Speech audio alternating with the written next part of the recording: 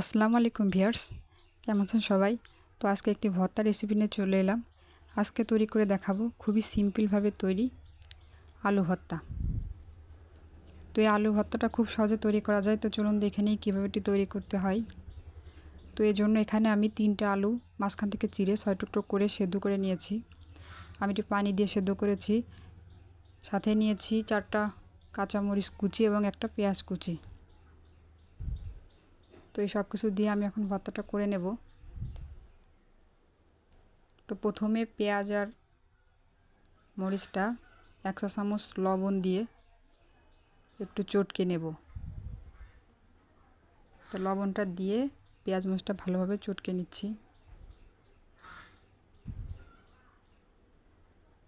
তো পেঁয়াজ মরিচটা ভালোভাবে চটকে নিতে হবে, তাহলে ভর্তাটা খেতে ভালো লাগবে। তো এখন এতে দিয়ে দেব 1.5 চা চামচ পরিমাণ সরিষার তেল।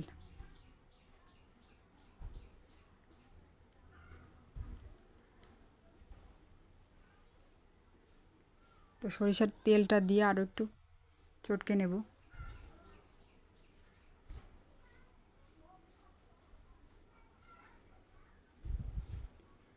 এই ভর্তাটা আমি হাত দিয়ে তৈরি করব, কোনো ম্যাশার ব্যবহার করব না।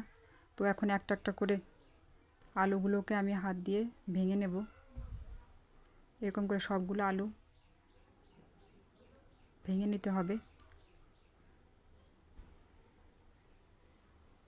তো সবগুলো আলু ভেঙে নেওয়া হয়ে গেছে। এখন এই পেঁয়াজ মরিচটার সাথে আলুটা ভালোভাবে মেশাতে হবে। অল্প অল্প করে নিয়ে সবটুকু আলু পেঁয়াজ মরিচের সাথে মিশিয়ে নিতে হবে। তো মেশানো হয়ে গেলে ভর্তাটা রেডি হয়ে যাবে। তো আমার এটি প্রায় হয়ে গেছে। তো দেখুন এটা হয়ে গেছে, এখন পরিবেশন করে দেখাচ্ছি।